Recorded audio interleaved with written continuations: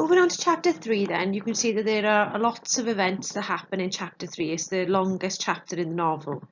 So all the events are listed there for you, and it's really important when you revise this chapter that you get the sequence of the events correct. You know what happens first, second, third, and more importantly, you know the important parts of the chapter that are obviously you could be tested on in the exam. So to start off with then, if we go through the setting, we're obviously just in the bunkhouse and it's a Friday evening. So George and Lenny were camping out on a Thursday night. They arrived at the ranch on a Friday morning, and this is now Friday evening after obviously the others have finished work, and George and Lenny are meeting a lot of these people then, you know, for the first time that day, getting to know them more so than that evening. So firstly, you've got Slim and George's conversations. You see a friendship developing there, and we see that George confides in Slim about what happened in Weed with Lenny and the girl with the red dress. Then you've also got the shooting of Candy's dog that's been built up to in this book. You've got the discussion then with Whit and George about Susy's place, so the brothel that they go to with prostitutes on a Saturday night. And then you've got some more comments, real kind of derogatory, misogynistic comments made about Curley's wife, very similar to the ones you've seen in chapter 2. You then got Candy in the dream farm. So his dog has just died, and then he overhears George and Lenny talking about the dream farm, wants to get in on it. You got Curly then coming in looking for his wife, thinks Slim is in the barn with his wife, comes back in and then has a fight with Lenny, and then Lenny ends up crushing Curly's hand. Okay, so these are the key events in this chapter. Just really important that you know the order in which they happen. Okay. So the structure of each of these slides now is the same as we've seen on the PowerPoint for chapter 1 and 2. You've got links to key themes and context, and you've also got the key quotes from each chapter as well. So we're starting off by looking at obviously Slim and George's conversation about Weed and the part of the novel where George confides in Slim about what happens in Weed, okay? So you've got the first quote there. It was Slim's calm invitation to confidence. So he has kind of instilled confidence in George, that George feels comfortable confiding in him about what happens in Weed. Now, George doesn't tell anyone else this information. So Slim has clearly got this calm kind of way about him that encourages people to confide in him, and he's respected as a result of this. And we obviously know that he was completely contrasted to the way Curly presents himself in chapter 2.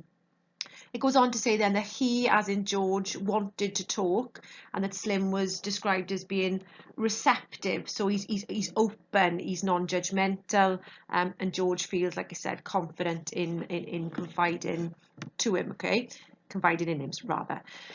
You've also got the reference then to Slim's calm, godlike eyes. You've got the repetition of the word calm again. He's obviously got connotations with royalty. In the last chapter, he was described as being the prince of the ranch and so on. And in this one now, he got kind of direct links to God there. He's got God-like eyes. So obviously this tells you something about his character. You know, he's very open, he's all-knowing, and he kind of sees everything and gains this level of respect as a result. So George is described as his voice taking on a tone of confession. Now he confesses in Slim about Lenny's and his relationship and Lenny's behaviour, more to the point, and obviously George's frustration with that. So obviously we know that George and Lenny are friends. They've got a friendship, so that's where they link to the theme of friendship, and they are, as I said in chapter 1, the opposite of loneliness, so to speak. But if you look at the nature of George and Lenny's relationship, George is inevitably going to feel some sense of loneliness in that friendship because they're not equal, they're not on equal terms. So that dynamic for George is made more equal here in somebody like Slim. So you see George and Slim being related to the theme of friendship here, because you can see a friendship developing, but more so because they're on equal terms, whereas with Lenny, George isn't, is he? Okay, so he doesn't really have anyone equal he can speak to on his level until he meets Slim at this point in the novel. So he says to Slim as well, I've seen guys that go around on ranches alone, they don't have no fun. After a long time, they get mean, they get wanting to fight all the time. So George is referring there to, a direct context link there to the lifestyle of migrant workers in the 1930s and the way they conducted themselves and behaved as a result of the Great Depression and the ultimate frustration that they had with their lives. So He, is describing the hostility that gets created on these ranch, the lack of trust, the suspicion that we see already rife on the ranch when George and Lenny have only just come in there for a day. So it's a very, like I said, harsh and hostile environment. And this encourages men to be mean, to fight, and enact violence and so on. And we see that towards the end of this chapter, don't we? Okay, so the frustration they have with their lives is taken out on each other on the ranches, and he says they just get wanting to fight all the time.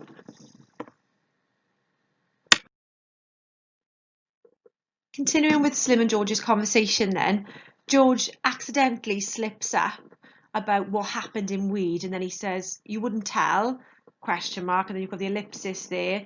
No, of course you wouldn't. So he doesn't even need Slim's reassurance there. Slim doesn't even answer to reassure George that he wouldn't tell anyone and he can be trusted. George has already gathered that he can trust Slim just from this short conversation that they've had at the start of this chapter. So he obviously goes on to confide in Slim rather, that Lenny touched a girl's red dress in Weed. The girl started screaming, and obviously Lenny clung on to the dress and didn't let go. And obviously the girl thought she was going to be assaulted, thought he was going to rape her, and so on. And that's why they got run out of town. And then obviously the fact that Lenny wants to touch everything he likes, this is what George says here, does pose a problem, because obviously we already know he's childlike, and this is a childlike thing to do, touch things that you like, but we know how strong Lenny is as well, and this is where the danger comes into this with Lenny. He likes to touch rabbits, mice. We already know that a mouse has died in chapter 1, and obviously he wouldn't let go of this girl's red dress, so it's almost foreshadowing things that are to come for Lenny. So we already know what happens at the end of this text. We've already read it in class. And that was heavily hinted at through foreshadowing throughout this novel, and we need to be aware of that, okay? Slim points out he's just like a kid, except he's so strong. So, like I said earlier, this is the danger here, and he's almost animalistic in his ways. You see dogs, biting things and this refusal to let go. You see horror stories in the papers with dogs, biting children and not releasing and so on. Well, obviously Lenny holding on to this dress and not letting go kind of suggests his animalistic ways, which is going to pose a danger as this book goes on. So you've obviously got lots of themes, at the start of this chapter brought up, themes of loneliness for the life of these kind of migrant workers and the lifestyles that they lead.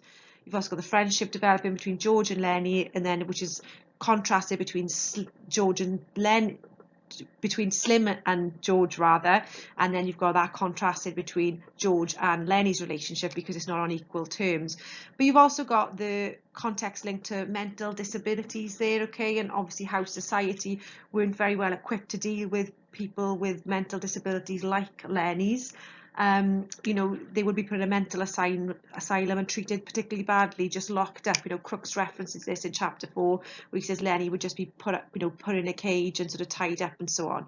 So it does reference to us what life would have been like for somebody who had a mental disability in the 1930s, and how society weren't, very well equipped on how to deal with them. We just have a little think about what Slim's role is in the novel then. He's more of a difficult character to answer an essay question on Slim, as opposed to somebody like Candy, Crooks, Lenny and George and so on. But he is generally seen as the moral centre of the novel, so he's the one that everybody kind of looks up to, wants to be like, heavily respects. And he has an authority, but it's a respected authority. It's one he's gained through trust and respect, one he's earned, rather than one he kind of imposes on people like Curley. So Slim could represent to us, if we think about the context and the era, the bleak era that they were all living in the 1930s, he could symbolise that there's hope, that things can get better towards the end of that decade. And beyond that, some critics have also suggested that he's quite an uninterested character, as he doesn't seem to be properly rounded. He's potentially presented as too good to be true. But I think in contrast to the other characters who have got their flaws and so on, Slim, like I said, could be representative of hope and light, that things could get better. So that's one kind of interpretation that you could have for Slim. Slim is seen to almost represent the author. He's got his calm, godlike, level and unwinking eyes, and like the author, he kind of sees and knows everything, so he's almost omnipresent. What Slim thinks can therefore be taken as what Steinbeck Beck, the writer, thinks, basically. Okay, so that's a nice, interesting way to look at Slim's character as well.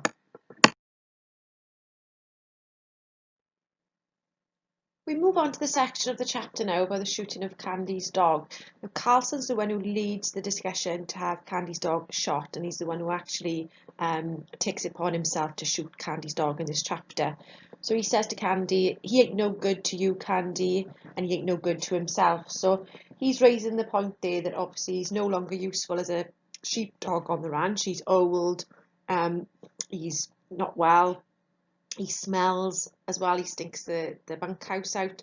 So he's saying he's no longer useful, he can't be any use on the ranch, so therefore he needs to be shot and disposed of. So this links closely to contextness and the usefulness of things, and this applies to both animals and people. So when animals are no longer useful on the ranch, so if we think about Candy's dog here, we also think about Slim's puppies. He had quite a few puppies, his dog had quite a few puppies, and he drowned a few of them off straight away because the dog couldn't have fed them and they weren't any use to them on the ranch, showing the practical kind of nature of Slim's personality, but also shows the usefulness of people. When things are when things, animals and people are no longer useful, they are kind of discarded quite easily. So the same would apply here to obviously Candy's dog. Candy says he was the best damn sheepdog I ever seen. So as much as Candy knows the dog is old, he can't bear to part with his sheepdog, can he? Because, you know, it's one of the lasting friendships in this novel, Candy and his dog, along with George and Lenny's friendship. So the dog is really important to him,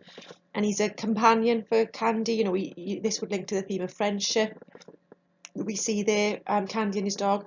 But this idea of companionship with a dog is something that the men can't understand. So they also don't see why Candy takes this so badly, because it's something that they don't understand themselves on the ranch. You know, he's a sweet old man, and he's only got his dog for company, and it's something, like I said, that they don't understand. They just want this dog disposed of because it's no longer useful. Candy says, I'm so used to him, he's had him for so long. And it's Slim, it's interesting that it's Slim that he looks for help. Slim is the only one who can reverse this decision. Quote's quite important there for Slim. Slim's opinions were law. So Slim is the only one with, you know, the power and the responsibility to reverse this decision.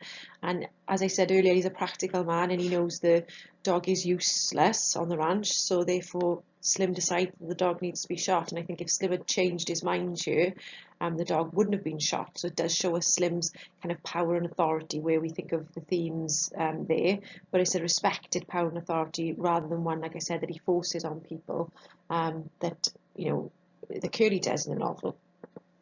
So Candy would link closely to the theme of loneliness there, because obviously he's going to lose the only lasting friendship he's had here with his dog, so he links closely to the theme of loneliness. And he's also wondering, he also links closely with his dog himself, because Candy and the dog are quite similar. Candy's wondering himself, you know, where he's going to get canned, which means sacked, just as they're disposing of this dog. So they are quite similar there, and Candy's, you know, role on the ranch and his position on the ranch isn't a secure one. And what we've got here that really comes out of this kind of chapter is the weak versus the strong. So weak people, weak animals, weak things don't survive long on ranch life in farm and ranch life in the 1930s, and people are no exception there. So we see obviously characters like Candy, Lenny, Crooks and Curley's wife, the bottom of the hierarchy, and they would be seen as our weak characters, and then versus obviously strong characters like Curley, the boss, Slim, perhaps George, and so on. Okay, you know, in some sense George has power over Lenny, obviously, but he's also still powerless as a ranch hand in the 1930s. So lots of interesting points for discussion there, and the idea around, you know, the usefulness of people and animals on these kind of ranches in the 1930s. Still continuing to look at Candy's dog then, it's Carlson, like I said, that eventually persuades Candy that killing the dog's the right thing to do. And we've got to think about why Candy does eventually give in. You know, he's very incredibly reluctant, but like I said earlier, he does know that the dog's at the end of his life. He isn't useful, he's perhaps unwell, he smells, you know, so it would perhaps be kinder to the dog, but Candy hangs on in there till the end to see if he can reverse this decision. It says that Candy looked a long time to Slim to find some reversal, but Slim gave him none. So this links very closely to what I said in the last slide. Slim being a very practical character, as well as somebody that they respect, trust and confide in. He's still incredibly practical and really gives us an insight into how harsh the life, of these men and of these animals was during that time. Candy's dog, like I said earlier, it symbolises Candy himself. They'll can me pretty soon, just as soon as I can't swamp out no bunkhouses. So he's worried about getting the sack when he can't clean up for them anymore, when he becomes useless like the dog. So for context there, it does show how harsh ranch life was for people like Candy, who were old, who were disabled, and how insecure their lives were essentially. The tension is increased incredibly in this chapter, in the build up to the shooting of the dog. Carlton takes the dog out, and then you've got silence being personified as almost invading the room, as a presence in the room, something that's incredibly painful for these men to sit and have to endure, because they're all sitting there waiting for that shot to go off. So the word silence is repeated 5 times in this part of the text to really increase that and heighten that tension for the men until that inevitable shot goes off in the distance. Themes here, obviously we've got the theme of death, and again usefulness and uselessness as well, which leads to obviously the death of Candy's dog. And then you've got obviously the theme of loneliness, which would be associated with Candy at this point in the novel. In this chapter, we've also got Crooks' first entrance into the novel. Now, he was spoken about in chapter 2. He was referred to by Candy in the initial conversation between George and Lenny, where he describes him as being a nigger, he's a stableback, the boss gives him hell when he's mad, and so on. But we hadn't actually seen Slim yet, and this is the first time this is the first time we see Crooks, and this is his first entrance into the novel. Now, it's important that if you just note that he knocks on the door, pops his head around the door and just calls Slim Mr. Slim. So you can really see the level of respect that he's got for Slim, that I don't think Crooks really applies to the other characters on the ranch. So it does give us a bit of an insight into Slim there as a character. He says, "I can do it if you want, Mr. Slim," and so on. And Slim says, "No, I'll come do it myself." And it's interesting to see how Slim actually refers to him as Crooks as well. So Slim doesn't use the word nigger as commonly used as casual racism by the other characters on the ranch. He does call him Crooks, so he's potentially less racist than the others.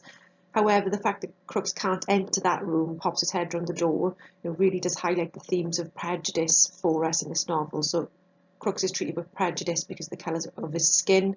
We've also got other characters that are treated with prejudice. So if that question came up on an exam, you'd be looking at things like Curley's wife was treated with prejudice because she's a woman, Candy because he's old and disabled, Lenny because he's got a mental disability, and so on and so on. Okay, so there's lots of other characters, but Crooks is a key character when we think of the theme of prejudice, and he obviously links heavily then, he gives us an insight into the context, which is the racist era that they were living in, under the Jim Crow laws and so on. So lots and lots of context to delve into when it comes to Crooks's character, and this is obviously his first entrance in the novel. After the shooting of Candy's dog, and after Crooks's first entrance into the novel in chapter 3, we move on to a conversation between Whit and George about Curley's wife. So it's Whit who brings Curley's wife into the conversation, and uses quite derogatory sort of terminology to describe her. So he calls her a Lulu. He also refers to her as the new kid, which suggests that she's quite young, potentially naive. And the fact that he then calls her a Lulu would suggest that she's sexually attractive. So obviously the men on this ranch are going to be extremely frustrated about their lives in general, but also sexually frustrated. And the only way to relieve this would be to go down to the brothel on a Saturday evening. They wouldn't be able to have a wife and children and a family because of their sort of unstable lives. So this is the only avenue that was open to them. And according to Whit, he says Curley's wife ain't concealing nothing. She got the eye going all the time. I bet she even gives a stable back the eye. So if we break that quote down into sort of 3 parts, the first bit then being the shade concealing nothing. So the fact that she shows off her body and a lot of her body. Now we already know from chapter 2 that she's wearing this dress, these heels, red lipstick, heavily made up. So she's incongruous to the set and she doesn't quite fit in. So what Whit says there is true, and when he says she ain't concealing nothing, he means sort of parts of her body. So we already know that she was throwing her body forward into the doorway, in a quite a provocative manner with Lenny and George in chapter 2, and obviously this might be what Whit is referring to here. He says she's got the eye going all the time, so this is exactly the same terminology that Candy used to describe it in chapter 2, suggesting that she's got the eye, that she's looking, to the other men all the time. She's perhaps looked on the eye out, looking for somebody she can have an affair with, and so on. So Curly's wife, it's important that we understand here that this is seeing Curly's wife through the eyes of Candy in chapter 2, and then through Whit now in chapter 3. So we know that Curly's wife is flirtatious, because obviously there's no other way that the men speak to her. She can't just go in and strike up a conversation with these men. She's got nothing in common with them, and she's a woman on the ranch as well. She's completely out of place, and she's not kind of your stereotypical woman either, which I'll come back to in a moment. So she is seen as a threat to these men, and the only way she can get their attention is by being flirtatious. Okay, so it's just important for you to see that this is their opinion of her, not necessarily the right opinion of women during the time, and it's just an example of prejudice, which is one of our key themes in the book, how Curly's wife is treated differently because she's a woman, and it's just unfortunate that she is quite flirtatious and doesn't, I suppose, help herself very much either. He also says there she even gives the stable back the eye, so this is kind of like the lowest, would have been seen as the lowest insult for Curly's wife, really, along with all the other insults she's already had this far in the book. But the fact that he suggests that she'd even go with Crooks, who's the only black man on the novel. So a white woman to be seen going with a black man during this era would have been very low, essentially. So this tells us a lot about sort of racist and the opinion of black people during this era as well. And Curly's wife he's accusing Curly's wife of being quite desperate, that she would even go and sleep with Crooks, essentially. She would have sex with Crooks because she's that desperate for attention. So that is quite a low insult, it would have been seen. It gives a bit of an insight into prejudice and racism of the time there, okay, and the sexism too, the way in which they speak about Curly's wife. He goes on then to say that about Curly's wife and Curly looking for each other. So he spends half his time looking for her, the rest of the time she's looking for him. Now, they've both got different reasons for looking for each other here, haven't they? Curly is looking for her because he's very incredibly possessive over her. Remember, she's Curly's wife. You've got possessive apostrophe showing that she belongs to him. But essentially, he doesn't trust his wife. He's looking for her because he thinks she's going around with the other men on the ranch. So that does reveal insecurities on his part. But then for Curly's wife, is Curly's wife actually genuinely looking for Curly, or is she trying to find out where he is so she can keep out of his way? Because we know from chapter 2, as soon as she heard he was looking for her, she became quite apprehensive and left the bunkhouse suddenly. So she's always trying to keep track of where he is so she can keep out of his way.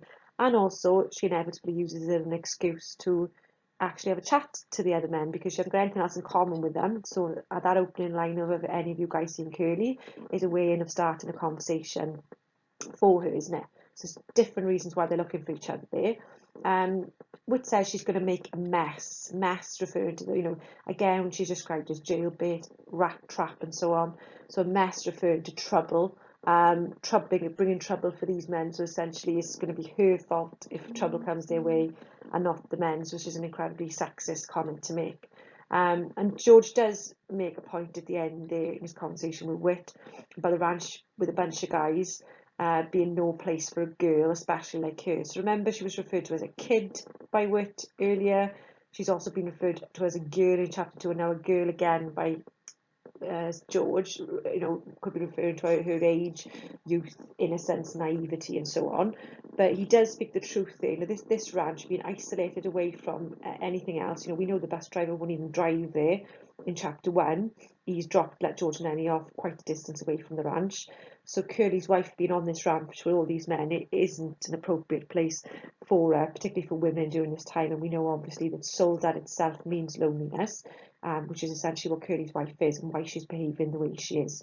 Okay, so we've got themes there of prejudice, loneliness, we've got context links to racism, sexism, and basically how women were viewed on these ranches and their role, essentially. Curly's wife does not fit into your stereotypical woman's role on these ranches. So your stereotypical woman for these men would have been somebody who's a housewife, who's a mother, who's got a very nurturing and caring role, and would be dressed appropriately as well, perhaps with an apron in the kitchen. All very stereotypical and sexist comments here, in our day and age.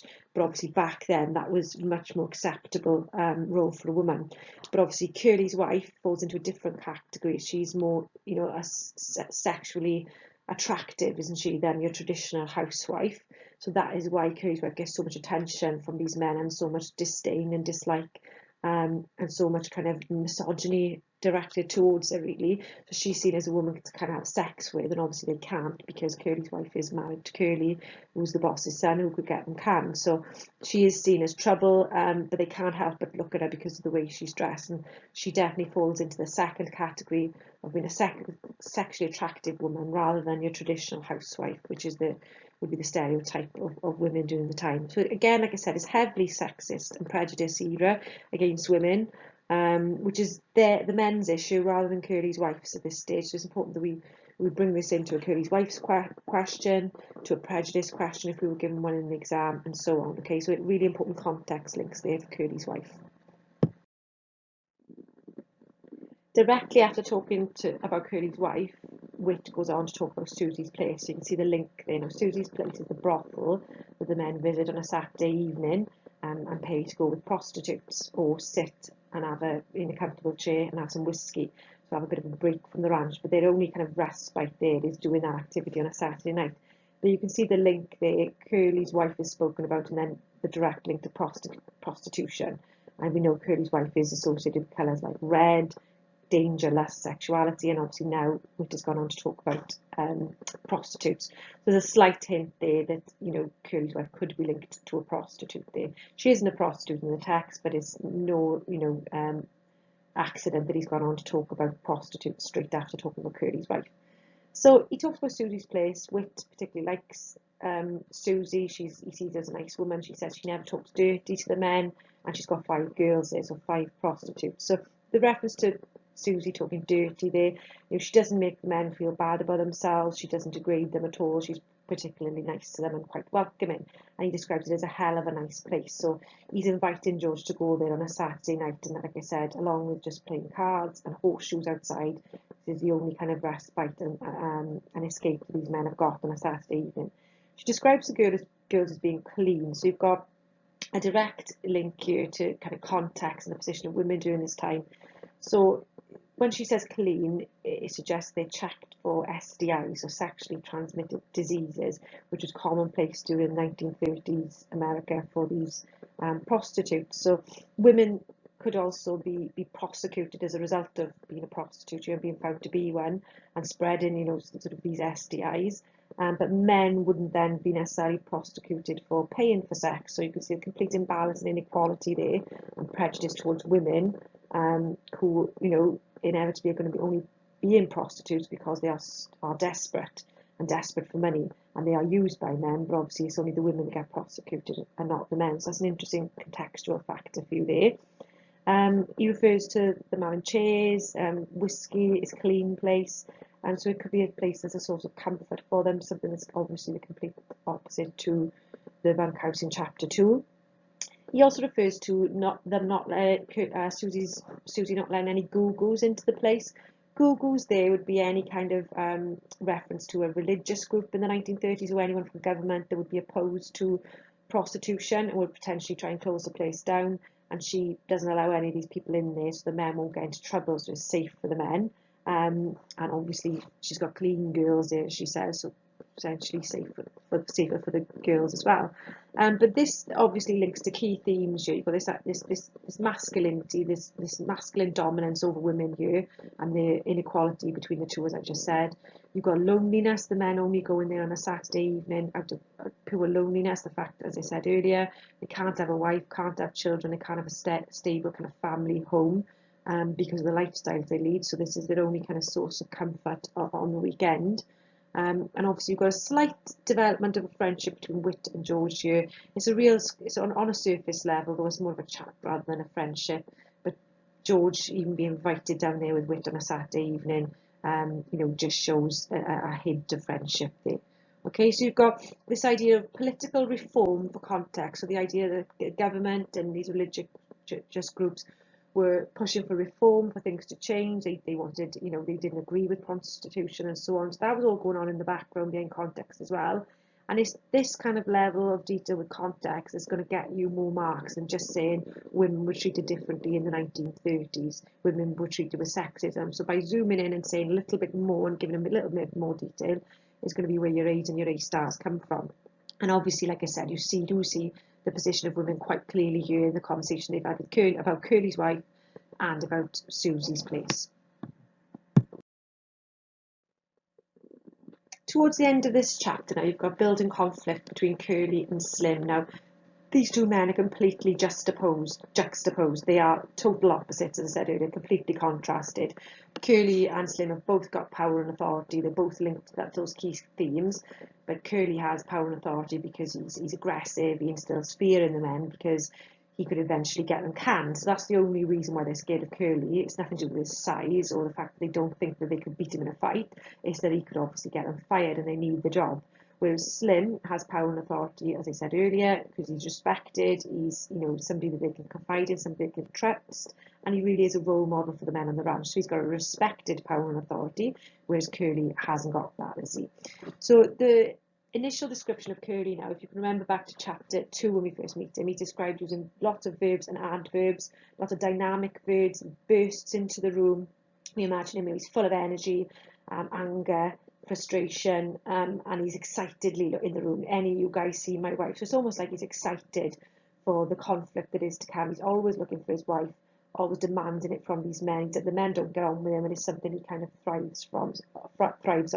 So you've got themes there of masculinity, overt masculinity, and Curly kind of trying to assert his masculine dominance over these men, because of the power he's got as the boss's son. And obviously you've got verbs like burst and demanding, so to show you how aggressive he is. And then you've also got the adverb excitedly. Like I said, you're almost excited for the conflict that's about to happen. He then looks threateningly about the room, so you've got the adverb threateningly as well to describe the way he's looking. He's intimidating, he's aggressive, and then he suddenly says, "Where the hell's Slim?" So he spots that Slim's not in that room and suspects that Slim might be with his wife and having an affair with his wife. Now, taking on Slim would be quite a feature because if we know how respected Slim is, and Slim wouldn't actually care as much about Curly because Slim is that good at his job and that confident and that respected that he's unlikely to be canned, whereas Curly is the complete opposite. He's not going to be canned, but he's not respected at all, is he? So he's not going to really necessarily win in a fight between Curly and Slim. So he thinks his wife is with Slim anyway. So you've got this hierarchy of power here. Curly trying to sort of get one up on Slim. Slim obviously being towards the top of the hierarchy with Curly, and then the other characters then underneath. But you've got the context link there to how hostile ranch life is, and I've come back and forth to this throughout a couple of these slides. It was very harsh, hostile, distrusting, suspicious environment, and one where there was underlying violence throughout. So you've got moments here in this text, obviously, where you've got things going a bit better. We've got the talk about Susy's place, where they can go there and have some comfort, and then you've got Curly coming in demanding to know where Slim is, okay? And obviously before the talk about Susy's place, you had the shooting of Candy's dog. So the events of this chapter really do sort of increase the tension and then decrease and so on. And this is a particularly tense moment here. So Curly, they said there's just spoiling for a fight, or he wouldn't start for Slim. So this is just suggesting that Curly likes a fight. He's looking for one. He's quite vexed that his wife could potentially be with Slim, and obviously he's looking forward to taking part in some kind of violence and to really show his masculinity off. So there's always kind of a threat of violence, like I said, in this text, reflecting what ranch life was like during that time. The fact that Curly's always looking for a fight or always spoiling for a fight could also suggest, Curly's insecurities there, as we said. He's a small man, hates big guys.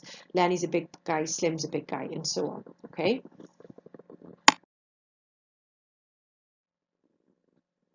Curly and the other men exit now looking for Slim, and the men are excitedly leaving the bunkhouse, almost, you know, to enjoy seeing a fight happen.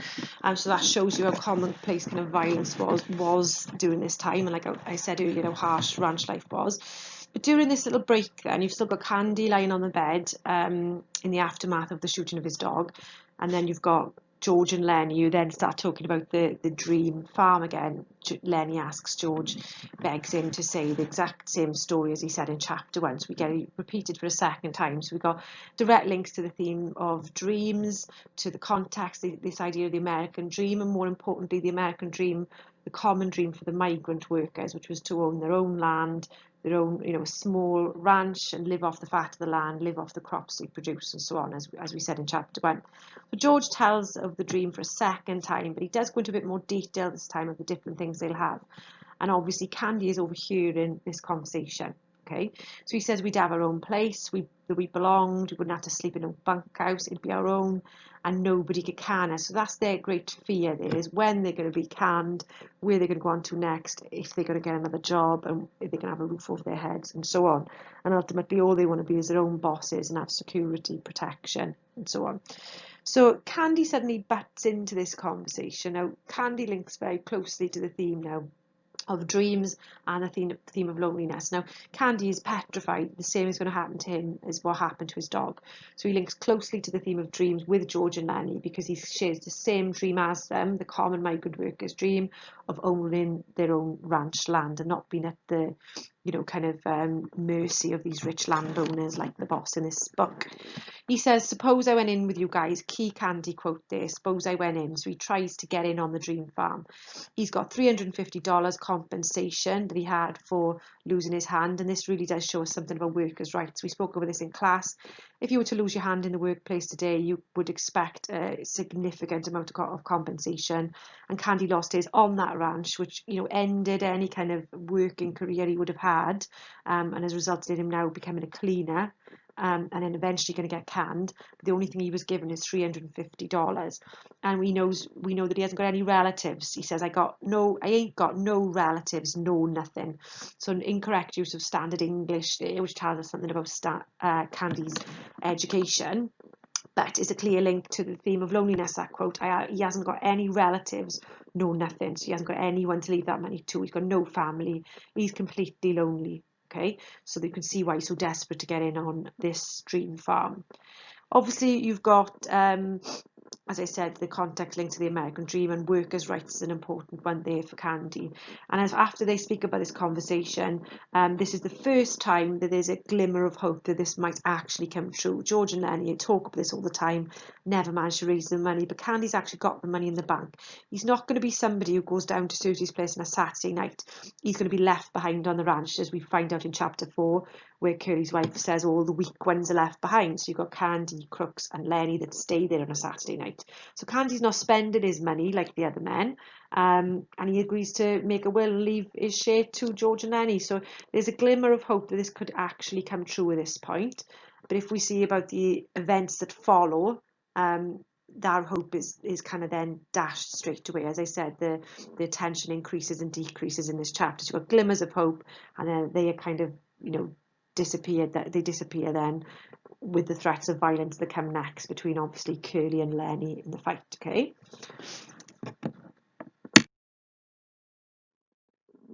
continuing on with the dream then, before we look at Curly and Lenny's fight, Candy says, you've seen what they done to my dog tonight. This is just before Curly comes in. They said he was no good to himself nor nobody else. When they canned me here, I wished somebody'd shoot me.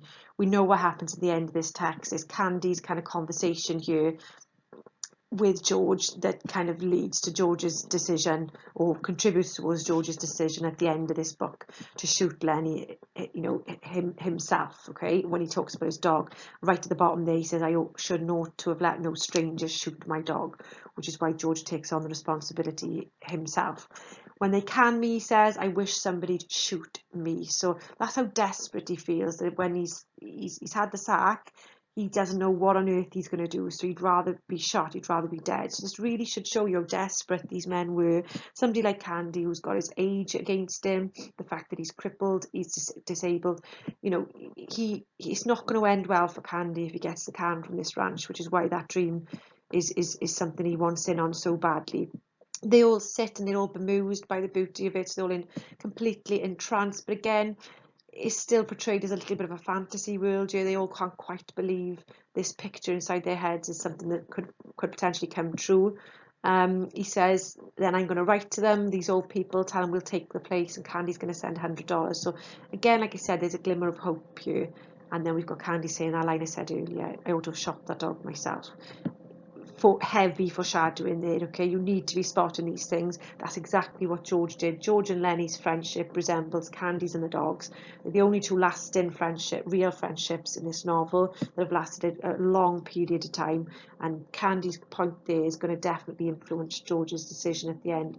We've definitely got the themes of dreams in this one, this dream that could potentially come true, the loneliness. They've got such a lonely, desperate life that's the dream that they, you know, obviously trying to see as attainable at this point, but we know ultimately that the life that they're living in America in the 1930s as migrant workers isn't going to come, it's not going to happen for them, it's not going to end positively, is it?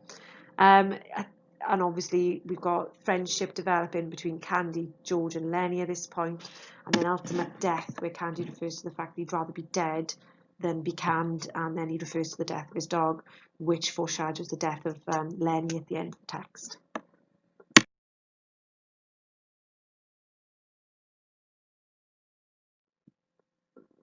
Curly and Lenny's fight then happens at the end of this chapter. So we've got Curly, who's previously come in looking for Slim, thinks Slim's with his wife.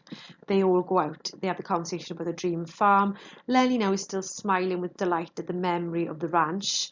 You know, like I said, like it's almost like a fantasy world that they're all kind of picturing. And Curly comes in and disturbs this scene now, and sees obviously Lenny smiling. So at this point, Curly's described again. We've got lots of verbs and adverbs, but they're contrasting verbs and adverbs at this point now for Lenny and Curly particularly. Lenny associated with verbs of, you know, fear and innocence and so on, and then you've got Curly aggression and violence. But then it does completely contrast when Curly's fist gets lost in Lenny's hand and crushed. Curly obviously loses his power quite quickly. So Curly's rage is described with the verb as exploding. So you've got the metaphor there of his rage almost being like an exploding, like a bomb going off, to show how intensely angry and vexed he is at obviously the situation. He says, no big son of a bitch is going to laugh at me. So he thinks that Lenny's laughing at him. He sees this as a bit of a challenge, and we already know from chapter 2 that there was going to inevitably be some kind of conflict between these two characters. On Curly's part, not on Lenny's. Lenny doesn't want conflict with Curly, does he? Curly's described as being balanced and poised. So again, he's almost as if he's in the ring there, in a boxing match. Slashed at Lenny's. So you've got these dynamic verbs: slashed, smashed, slugging, all incredibly powerful, aggressive, violent, angry, you know, showing all of these actions that he's now inflicting on poor Lenny, who, as it says, there was too frightened to defend himself. So completely juxtaposed to the way Curly's presenting himself in this chapter. Lenny's the innocent one, Lenny's the victim here. Curly's fist is described as swinging when Lenny then reaches for it. Now George shouts, "Get him, Lenny." We know that Lenny listens to whatever George tells him to do, and this is no exception. He reaches up and grabs Curly's fist. The next minute, Curly was flopping with a simile there, like a fish on a line, completely opposite to verbs like slashed, smashed, rage, exploding. He's now complete opposite, has lost his power, like a fish on the line, and he stood crying, his fist lost in Lenny's paw. Once again, a reference to Lenny being an animal imagery there for Lenny being like a bear. We talked about legendary strength and so on. Well, Curly is no match for Lenny and his strength. And once again, you've got him hanging on to this fist, and they can't actually get him off. He doesn't actually let go. So exactly the same as the dress before he got into, you know, chapter 1. They will run out of weed because he wouldn't let go of a girl's dress. Once again, you know, he does the same with Curly's hand and ends up crushing his hand, every bone in his hand. So you've got intense violence here on both parts, on Curly's and Lenny's, but violence is always hinted at and underlying throughout this text because of the hostile and harsh environment that they were living in on this ranch. It wasn't a nice place to be, and it was a sense that there was violence that could explode at any minute, and we see that this scene as an example. Now, George is immediately concerned about the fact that Curly's going to get him canned, going to get him fired from the ranch. He's going to tell his father and they're going to be fired. And Slim takes it upon himself, again, as the one who's the authoritative one, the one that's got the power, the respect, and he tells Curly, the boss's son, I think you've got your hand caught in a machine, and Curly agrees to say that this was an accident where his hand was caught in a machine, rather than say that he was fighting with Lenny. Now, Curly could have got Lenny and George fired here, and instead he chooses to lie about what happened. So it tells you a lot about Curly, once again, and his insecurities within himself. He would rather pretend that he's been involved in an accident and would be too ashamed to say that he's lost a fight. So it tells you more about his kind of ego and his insecurities than anything. But then you've got Lenny crouching fearfully against the wall, again like a child who's done wrong. I didn't want no trouble, a very childlike reference, and unfortunately we know that trouble seems to be what follows Lenny as a result of his childlike ways versus the intense amount of strength and power that he's actually got to do incredible damage without actually realizing it. So with the context here, you've got this hierarchy of power, Curly having all the power, obviously he's at the top of the hierarchy, and Slim towards the top, agreeing, getting Curly to agree to say that he got his hand caught in his machine. But obviously you've got Lenny at the bottom of the hierarchy, but when it comes to strength and power, Lenny might not have any money or land or whatever like Curly has with his father. He hasn't got power in that sense, and he certainly hasn't got power mentally because he's got the mind of a child.